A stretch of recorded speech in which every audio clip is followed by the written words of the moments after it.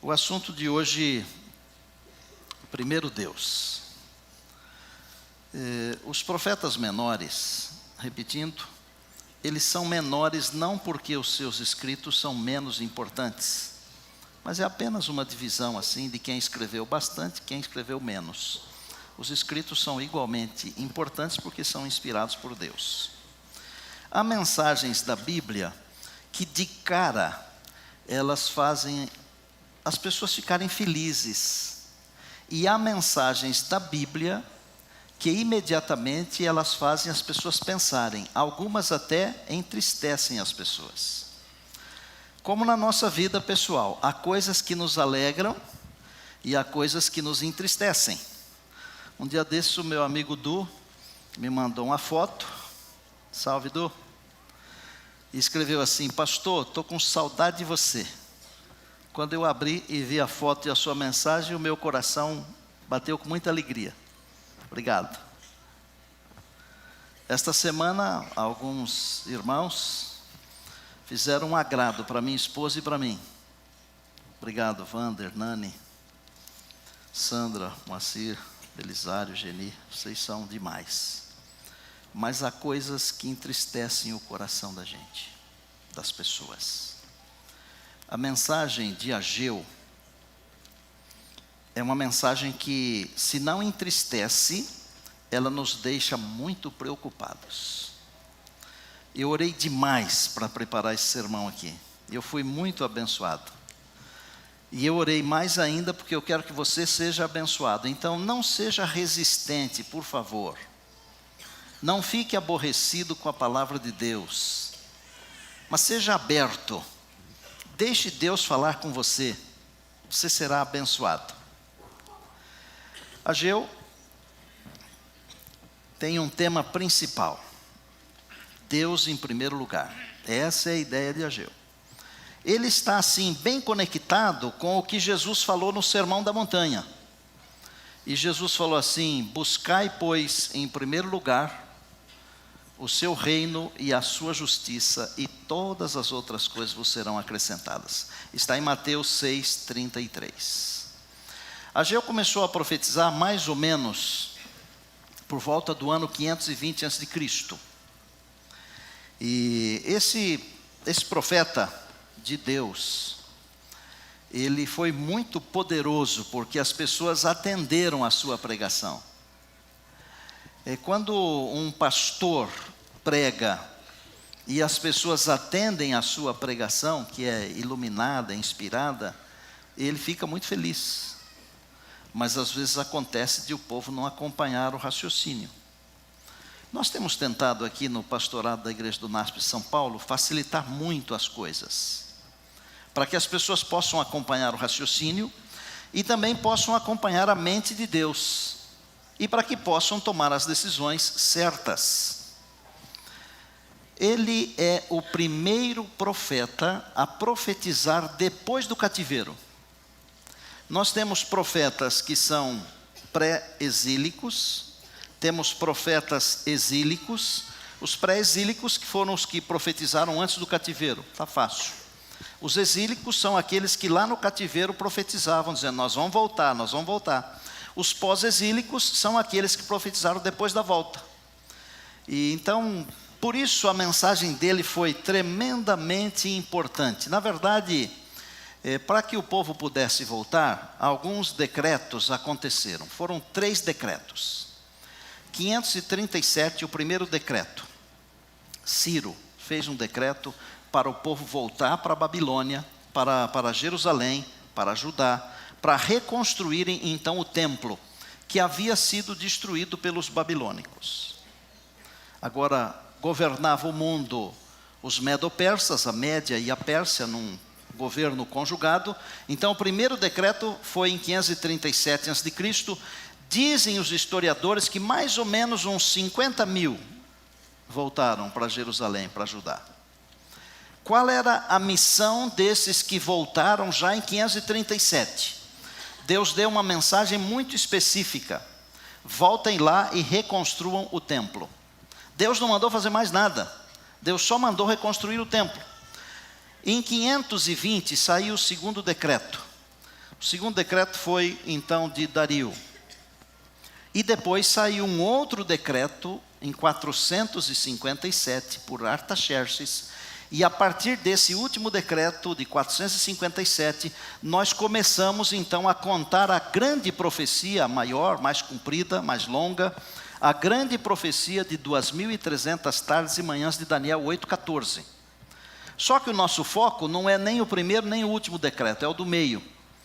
Quando então surge Ageu. Qual era a mensagem de Ageu?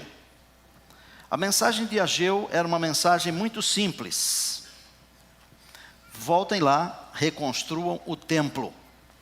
Qual era o pecado do povo nos dias de Ageu? Idolatria? Não, não era idolatria. O pecado do povo nos dias de Ageu não era idolatria, embora eles tenham ficado 70 anos no cativeiro babilônico, com todo aquele panteão enorme de deuses falsos.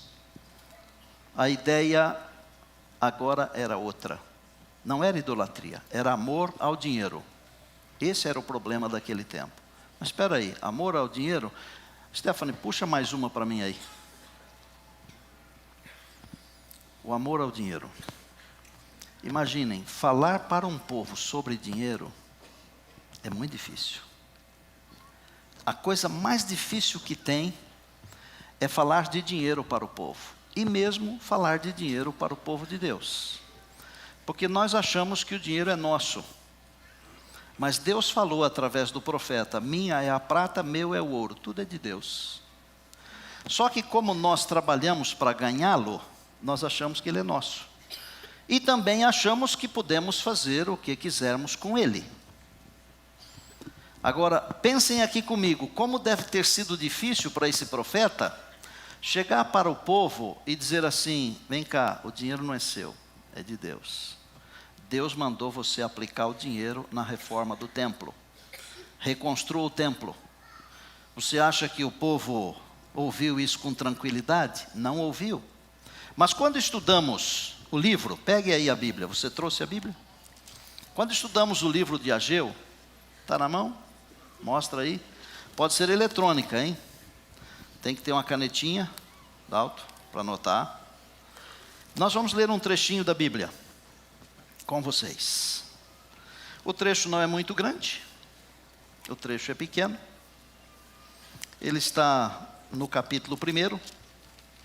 Vamos ler os versos de 1 até o de número 6. Capítulo 1, verso 1 até o verso de número 6. Vamos juntos? No segundo ano do rei Dario, no 6º mês, vão encontrando aí, eu espero. Esse farfalhar das páginas, ele significa bênção para todos nós.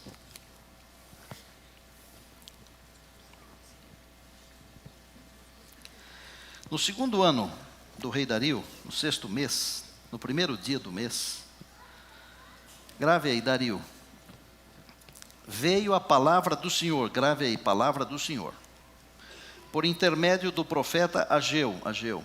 A mensagem foi para Zorobabel, grave aí, governador de Judá, e também para Josué, sumo sacerdote. 2. Assim fala o Senhor dos Exércitos.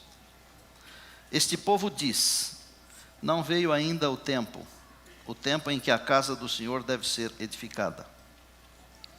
Veio, pois, a palavra do Senhor por intermédio do profeta Ageu, dizendo: acaso é tempo de habitardes vós em casas apaineladas, estucadas, confortáveis, enquanto a minha casa permanece em ruínas?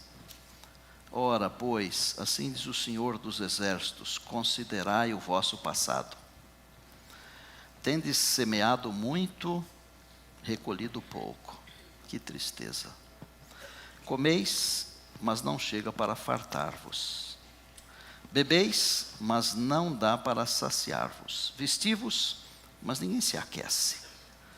E o que recebe salário, recebe-o para pô-lo num saco furado. Esta era a situação do povo, o povo de Deus. Deus primeiro. Qual é a situação do povo de Deus hoje? Esse é um assunto que nós vamos discutir daqui a pouquinho. Quando nós pensamos nas coisas de Deus, nós temos que pensar que Deus é exato. Deus não está preocupado com aquilo que não é exato. Por isso o Senhor Jesus falou que é sim, sim e não, não. E a Bíblia diz que o que passa do sim, sim e do não, não é do maligno. Há tantas coisas do maligno hoje, e por vezes nós preferimos as coisas do maligno, porque nós vivemos num mundo do maligno. A Bíblia diz do príncipe deste mundo. A nossa luta não é contra carne e sangue, mas é contra os principados, as potestades. Aí vem o profeta naqueles dias e ele diz assim: vocês não devem morar em casas bem arrumadas enquanto a casa de Deus está em ruínas. O povo levou um choque. Agora, eu vou falar uma coisa para vocês aqui que não está escrito aqui, mas eu tenho obrigação de falar. Porque você não tem obrigação de pesquisar, de estudar, mas eu tenho.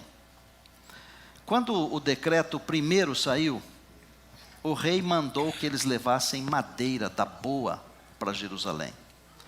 E eles pegavam a madeira lá em cima, na Síria, no Líbano, traziam pelo mar Mediterrâneo até Jope, e ali então era transportado com animais até a cidade de Jerusalém. Sabem o que os irmãos estavam fazendo naqueles dias? Eles estavam pegando a madeira que havia sido transportada para reedificar o templo e estavam aplicando essa madeira que era do templo do Senhor nas suas próprias casas. É simples de entender. É como se nós tivéssemos consciência, porque às vezes não temos consciência. E se não há consciência, a computação do pecado é um pouquinho diferente. Porque há uma diferença entre pecado voluntário e involuntário. Ambos são pecados, mas há uma diferença. Há diferença também na nossa lei brasileira, no Código. Quando nós cometemos um delito de livre e espontânea vontade querendo, e quando cometemos sem querer, há uma diferença na aplicabilidade da pena. Isso não importa. Mas eles sabiam que aquelas coisas eram da casa de Deus. Eles estavam, no mínimo, falando português bem claro aqui, roubando a casa de Deus. Quando nós temos convicção de que algumas coisas são de Deus, e nós nos apropriamos dela, aí o Senhor vem, e Ele fala assim: vós me roubais. Quando nós roubamos ao Senhor, nós trabalhamos igual condenado, e nós colocamos o dinheiro num saco furado, vai embora. Está na Bíblia. Não sou eu que estou inventando isso. Porque a bênção de Deus, ela se esvai quando nós temos consciência do que é correto e fazemos o que é errado. O livro de Ageu é um livro muito interessante. E eu fico feliz de ter a oportunidade de estudar a Bíblia, de ser pago para estudar a Bíblia. Porque é um livro que contém pedaços assim. São vários excertos. Na verdade, são 4 mensagens. São 4 sermões. É como se eu pregasse aqui no primeiro sábado do mês um sermão, no segundo sábado do mês um outro, no terceiro outro e no quarto sábado do mês um outro. Então são mensagens poderosas. E eu gostaria nesse momento que você me acompanhasse para que você também fosse abençoado como eu fui abençoado. Dá uma olhada nas mensagens, como elas são fantásticas. Antes de ler a mensagem, comentar a mensagem primeira, queria dizer que esse livro tinha um propósito muito forte. O propósito de fazer o povo entender que quando Deus dá uma ordem, as coisas de Deus, elas devem vir em primeiro lugar. Eu não vou falar aqui, por exemplo, sobre oferta, mas eu poderia falar, a oferta para Deus vem em primeiro lugar. O apóstolo falou assim: no primeiro dia da semana, coloca de parte a sua oferta. Não é para deixar em cima da hora. E eu poderia falar de dízimo aqui. Quando deve ser separado o dízimo do Senhor? Depois de pagar todas as coisas, lá no fim, não vai sobrar.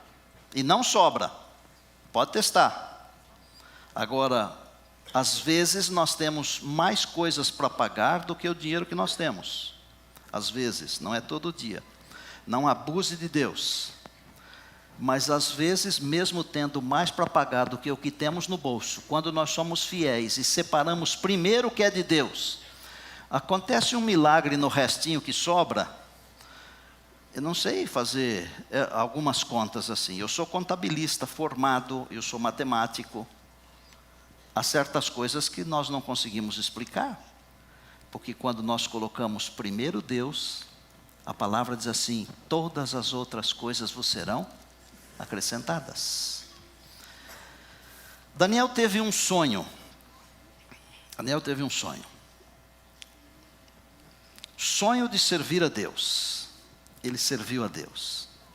Com esse sonho de servir a Deus e sua fidelidade, ele foi muito útil, até para interpretar sonhos dos outros. E Daniel fez uma interpretação fantástica de um sonho que tem uma estátua enorme, e as datas são corretas, são impressionantes. Impressionantes. Sabe o que eu gosto de dizer? Eu gosto de dizer que as coisas de Deus, elas acontecem no tempo exato. Pode ser que hoje você esteja pensando assim: Deus não ouve a minha oração, Deus não me responde, Deus não me resolve. E eu queria dizer para você o seguinte: confie em Deus, porque os desígnios de Deus, assim como as estrelas no vasto circuito de sua indicada órbita, os desígnios de Deus não conhecem adiantamento nem tardança. Veja, Deus, por volta do ano 700 a.C., através de um dos seus profetas, ele falou de um homem, chamou esse homem de seu servo. Esse homem não existia quando Deus mandou essa mensagem. Esse homem foi Ciro. Deus falou que esse homem faria um esforço para abençoar o seu povo, o povo de Deus, para a reconstrução de um templo que, quando Deus deu a mensagem, esse templo estava de pé, funcionando. Ele não tinha sido destruído. Então, acredite nas coisas de Deus, na direção de Deus, na maneira como Deus conduz o universo todo e na maneira como Deus conduz a sua vida. A primeira mensagem, vamos ao capítulo 1. Eu não vou ler os versos, mas de 1 a 11 está o primeiro sermão. Recado do primeiro sermão: construir, mobilizar o povo para reformar o templo, reconstruir o templo. Mensagem muito simples, muito clara. Chamou o governador, chamou o profeta, chamou o governador, chamou o sumo sacerdote, e vocês têm essa missão. Se vocês tiverem dificuldade de fazer com essa missão aquilo que eu quero que vocês façam, então eu faço um apelo para vocês: olhem para o passado. Esse olhe para o passado aqui, sabe qual é a mensagem que tem? Querem voltar para o cativeiro? Você quer voltar para o cativeiro do pecado? Olhe o passado, como era o cativeiro do pecado. O Senhor Jesus nos libertou, Ele libertou a você, a mim. Hoje nós somos livres, nós podemos amar e servir ao Senhor com liberdade. Glória a Deus por isso, diga amém. Esse primeiro sermão, ele foi engolido, mastigado, degustado, apreciado pelo povo de Deus. E nos versos de 12 até o 15, nós descobrimos que eles fizeram, os líderes e o povo, todos se juntaram para fazer aquilo que a profecia estava mandando fazer. Aquilo que Deus, através do profeta, estava mandando que fosse feito. É importante quando nós confiamos em Deus. As coisas de Deus avançam e nós somos abençoados. Se nós não confiarmos em Deus, as coisas de Deus emperram e nós não somos amaldiçoados. E às vezes até, além de não sermos abençoados, nós somos amaldiçoados. Tem que confiar em Deus. O segundo sermão dele começa no capítulo 2. É de 1 a 9. Aqui há uma promessa nesse sermão. Por que havia uma promessa? Porque quando eles olharam o templo, alguns eram ainda remanescentes e conheciam o primeiro templo, que era glorioso, que o primeiro templo ele foi construído numa época de muito dinheiro, de tranquilidade, diferente do segundo, que foi construído numa época que não se tinha dinheiro. Aí os remanescentes olhavam para o segundo templo e eles diziam assim: não é igual, não é igual. Nós fazemos isso às vezes, né? Mas esse diretor aqui é diferente daquele. Claro que é diferente, não existem duas pessoas iguais. Mas esse governante aqui é diferente. Claro que é. Esse pastor é diferente. Aliás, pastor é o único trabalho dessa vida onde se agrada 100% das pessoas, né? O pastor agrada uma quantidade quando chega e uma outra quantidade a hora que vai embora. É verdade. Foi construído numa época difícil. Aí eles olhavam para o templo, não tem a mesma glória do primeiro. Aí Deus falou o seguinte: esse aqui, ele será mais glorioso do que aquele lá. Quando eu prego para vocês e eu digo que os melhores dias ainda estão pela frente, e eu estou dizendo que a próxima glória será muito melhor do que agora. Não viva do passado, aquele tempo que era bom. Claro que nós podemos fazer comparações. Por exemplo, houve um tempo em que você olhava para uma pessoa e pensava assim: essa pessoa é cristã adventista do sétimo dia. Lembra disso aí? Hoje você encontra as pessoas, está fazendo assim, né? Não dá para falar mais. Vocês perceberam? Mas os melhores dias estão por vir. Jesus voltará e os grandes dias serão nossos. A glória desse templo será melhor do que a do primeiro templo. Sabem por quê? Porque nesse segundo templo que foi construído por Zorobabel, e depois ele foi melhorado, reformado, abrilhantado por Herodes, nesse segundo templo, o Senhor nosso Deus se fez presente pessoalmente no templo, através do nosso Senhor e Salvador Jesus Cristo, Deus encarnado, o Filho de Deus, o nosso Salvador, amém? E amados, a glória do segundo templo, você é um templo. Você pode pensar assim: quando eu tinha 20 anos, quando eu tinha 30 anos, não é para pensar assim. Se o Espírito de Deus habita em você, essa é a glória do segundo templo. O Senhor Jesus veio, entrou no segundo templo. E sabe o que o Senhor Jesus veio fazer? Ele veio trazer a paz, estabelecer de novo uma ligação entre a terra e o céu, entre o homem e Deus, entre o Criador e a criatura, o Deus Salvador e o homem, a mulher, o pecador. A glória do segundo templo. O terceiro sermão começa no verso 10 do capítulo 2. Vai até o 19. Terceiro sermão. Qual é a ideia do terceiro sermão? A ideia do terceiro sermão é chamar o povo para a santidade, consagração. Aí Deus fez duas perguntas. Se você passa uma coisa que é santa em alguém, esse alguém fica santificado por isso? Não fica. A segunda pergunta: mas se você pega uma coisa imunda e passa em alguém, fica imundo? Fica.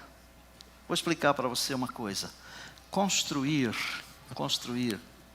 é muito mais difícil do que destruir. É muito mais difícil.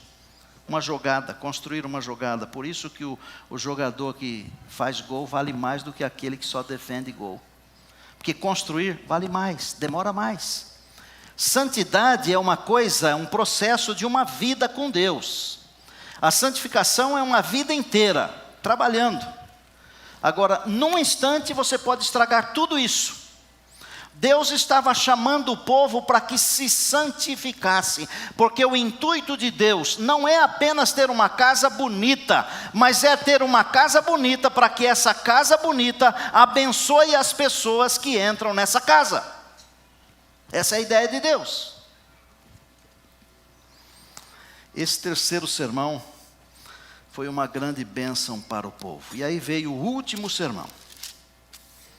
O último sermão com 3 versinhos só. 4 versinhos. 20, 21, 22 e 23. Esse quarto sermão que o profeta pregou, ele foi assim, de uma felicidade, de uma beleza tão grandiosa, que quando você percebe isso, você descobre como Deus é maravilhoso. Deus havia dito, através do profeta, no passado, antes de Ageu, que aquela linhagem que Deus havia prometido, que o cetro não se arredaria de Judá, que sempre teria um rei, aquilo se rompeu no tempo de Jeoaquim.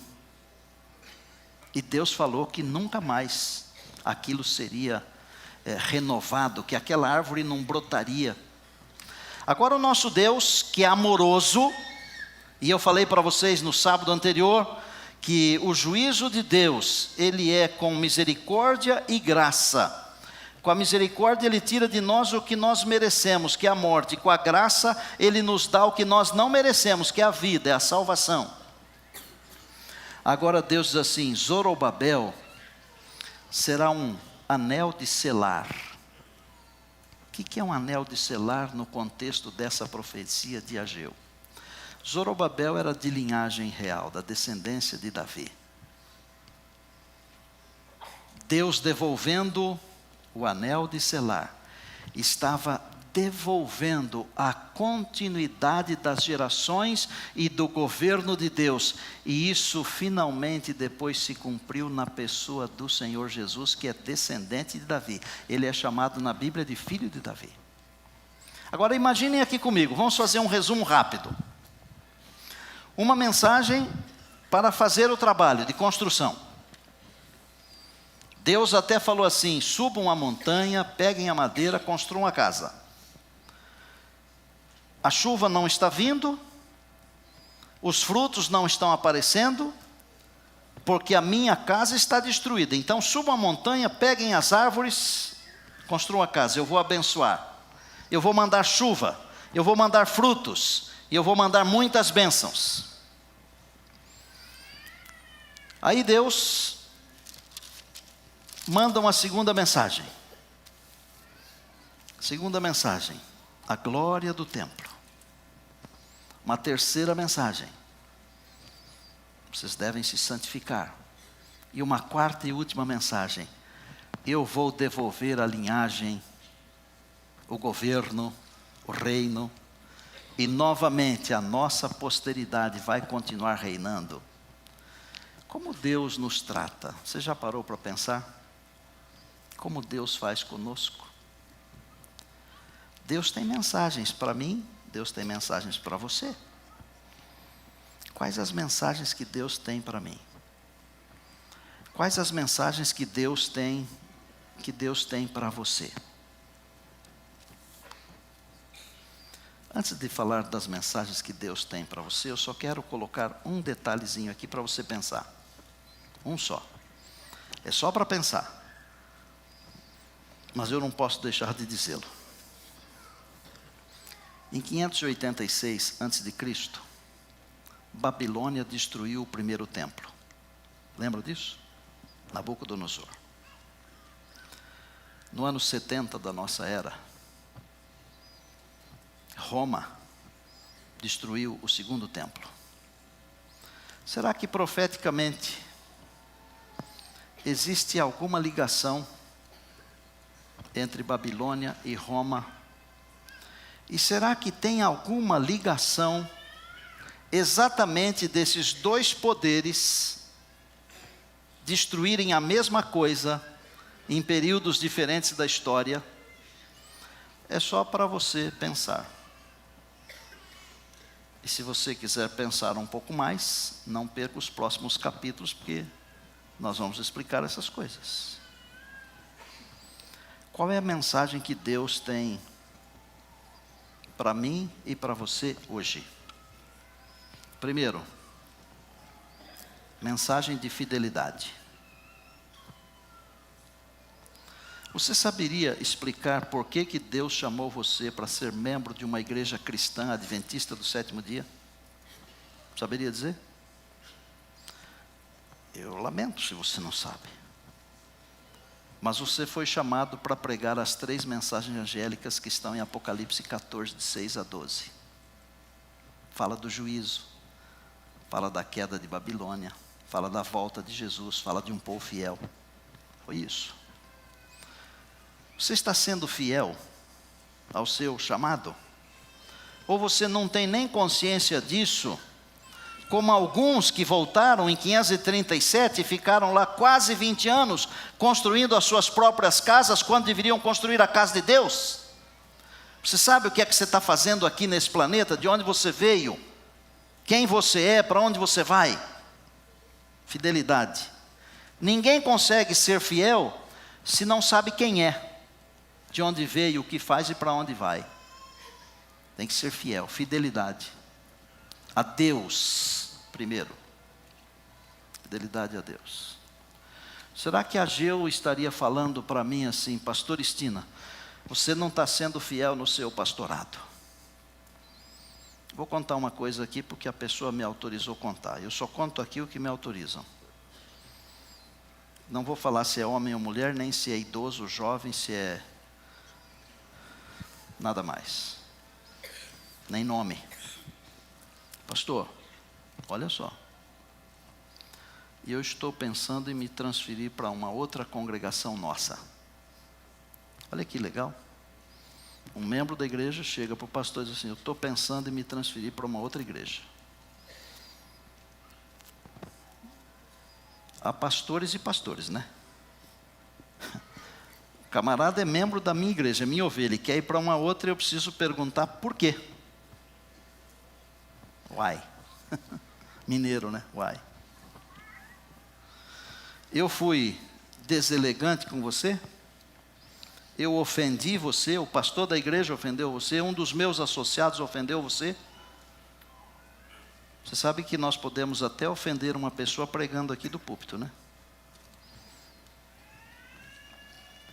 Não, pastor, de jeito nenhum. Muito pelo contrário.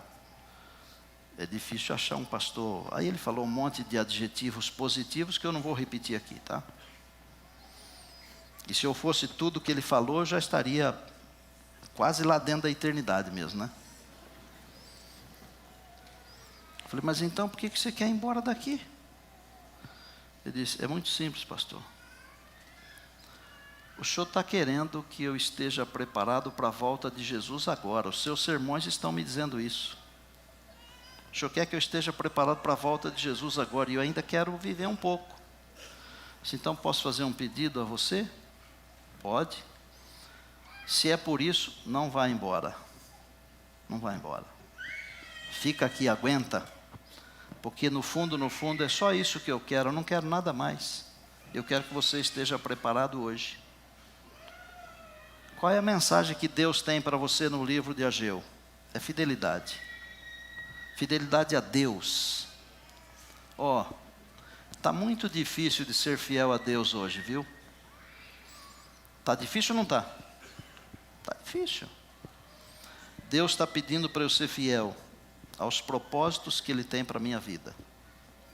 Ele está pedindo para eu ser fiel nas coisas que Ele explicou na palavra. Por exemplo, Ele está pedindo para eu ser fiel no cuidado com as coisas que pertencem a Ele. Segundo a Bíblia, o que pertence a Deus? Dá para você enumerar junto comigo? Você pertence a Deus. Você é um corpo, um templo do Espírito de Deus, certo?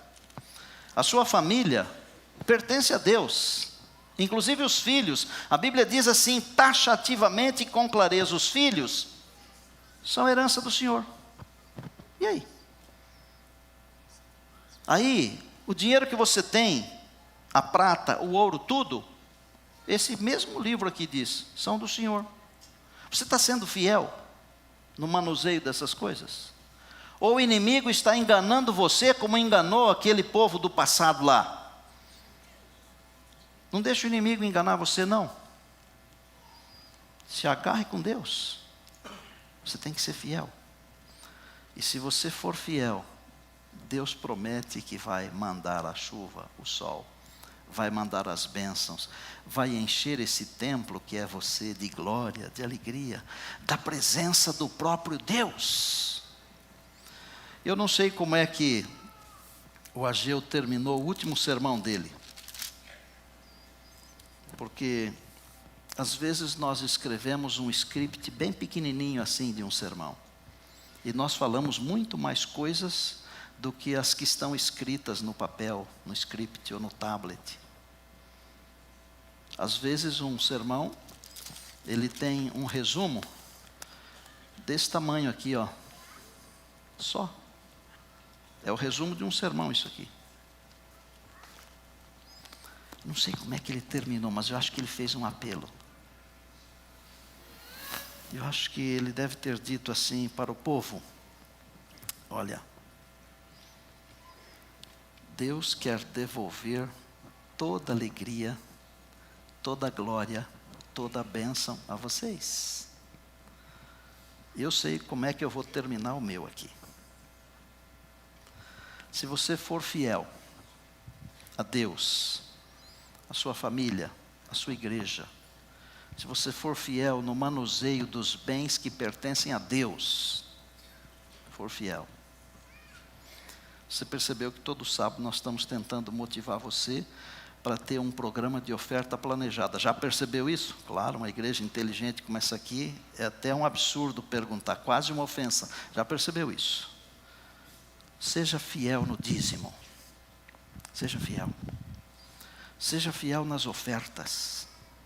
Eu disse para ser fiel a Deus, para ser fiel àquilo que Deus escreveu. Seja fiel à sua família. Estava comentando ontem à tarde com a minha esposa. Deus tem dado a alegria de nós passarmos alguns tempos juntos. Isso tem sido uma bênção. E eu disse para ela: lembra quando eu preguei sobre os efeitos colaterais do pecado? Eu disse: lembro.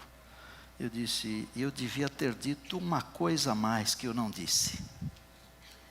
Disse o quê? Eu disse: antes do pecado, sinto, penso que antes do pecado, a intenção do marido era apenas e tão somente fazer a esposa feliz. Antes do pecado, a intenção da esposa era apenas e tão somente fazer o marido feliz. Antes do pecado, deveria ser assim com os filhos. Os pais só queriam fazer os filhos felizes. Antes do pecado, os filhos só queriam fazer os pais felizes. Antes do pecado, as pessoas se encontravam, estou criando aqui, tá certo? Um mundo diferente. E elas só queriam fazer as outras felizes antes do pecado. Será que nós não poderíamos começar a pensar desse jeito? Será que Deus não poderia encher a nossa vida dessas alegrias, desses prazeres, desse bem-estar, de sermos diferentes? Vem me ajudar aqui. A Lidiane vai terminar cantando, chamando você. Qual é o chamado de Deus hoje? Eu não vou pedir para você vir aqui à frente às dezenas e centenas, tá bom? Eu só quero desafiar alguns poucos, que também eu não sei quais são, mas isso é um assunto entre Deus e você, não tem nada a ver comigo. Em algum momento do sermão de Ageu, desses 4 pedaços aqui, você se sentiu semelhante àquele povo que saiu da antiga Babilônia, então Medo-Pérsia, voltou para casa, mas não cumpriu o seu papel. Você está se sentindo de alguma maneira infiel? É entre você e ele. Quero nem saber. E eu desafio você a comungar com Deus agora. Ele está dizendo: vem a mim. Só isso. Se em algum momento você se sentiu mal porque se comparou àquele povo, mas não quer sair por aquelas portas, mal. Quer sair feliz, leve, abençoado, mudado, transformado, e eu desafio você para vir aqui, ó, pertinho do altar do Senhor. Pastor, mas todo mundo está olhando. E daí? Quem é todo mundo? Todo mundo é ninguém. Mesmo porque salvação é entre você e Ele. Não é com todo mundo. Quando o Senhor vier, é cada um para si. Não tem todo mundo. Se você se sentiu mal durante o sermão, mas quer ser transformado numa pessoa fiel, pode se levantar e vir aqui agora. Vem aqui. Venha devagar, mas venha. Eu não tenho bênçãos para você, mas Deus tem.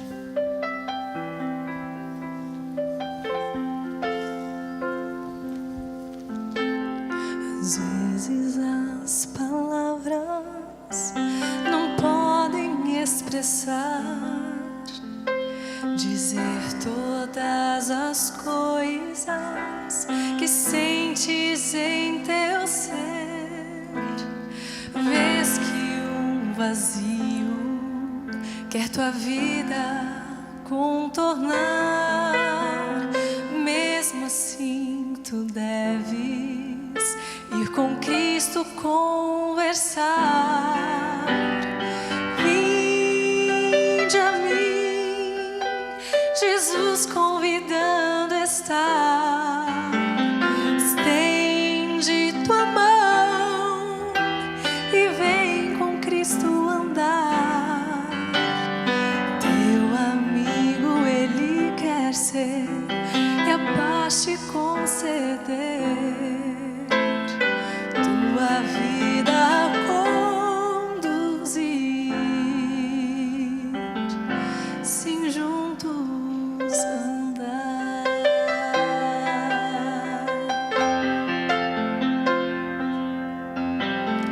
Muitas são as lágrimas que expressam tua dor, traduzem tua luta, revelam teu sofrer, mas certa é a vitória quando Cristo te guiar.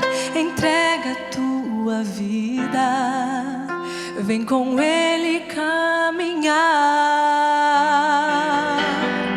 Vinde a mim, Jesus convidando está. Estende tua mão e vem com Cristo andar. Teu amigo Ele quer ser e a paz te conceder. Tua vida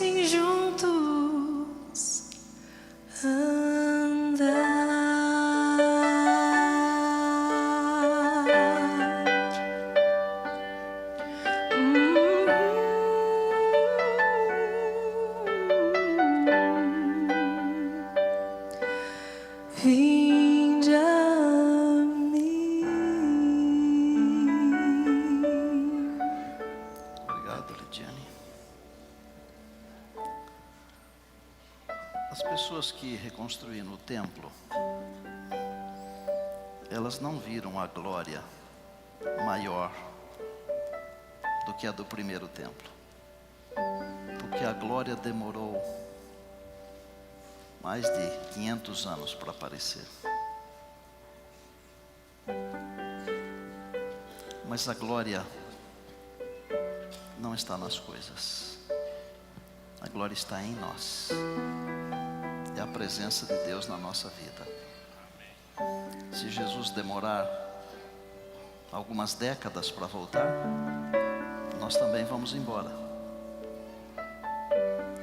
Mas mesmo que formos embora, se nós formos fiéis, nós veremos a glória do Senhor, que o Senhor aparecerá em breve nas nuvens dos céus,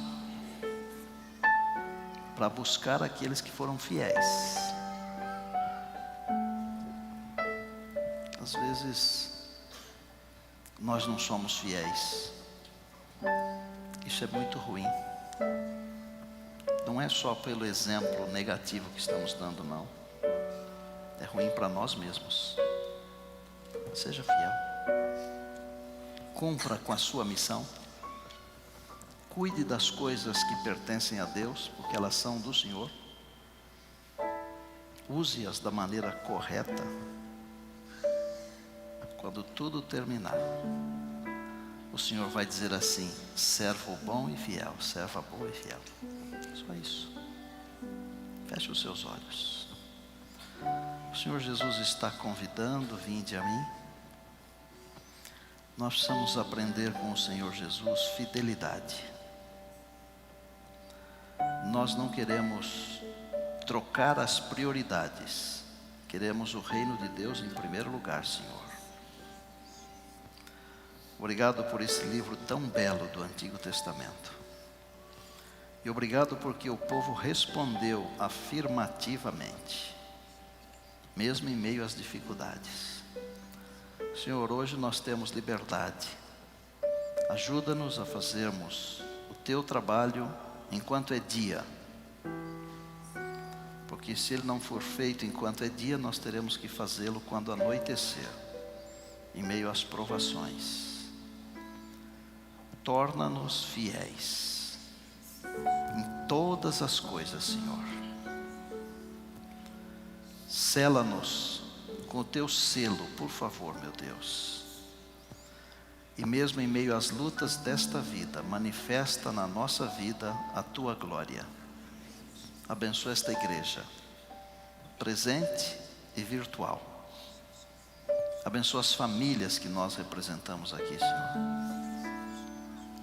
Louvado seja o teu nome, pela tua palavra, viva e eficaz, tão presente e tão atual. Parece que esse livro, ele foi escrito para hoje. Dá a impressão que ele foi escrito ontem de noite. Tão atual, Senhor. O mundo nos ensinou a amar o dinheiro. Senhor, ensina-nos a amar o Senhor, que é dono de todas as coisas. Entregamos a nossa vida aos teus cuidados. Vou te pedir uma última coisa, Deus. Não deixa ninguém sair daqui sem levar um pouquinho da tua bênção. Em nome de Jesus, amém.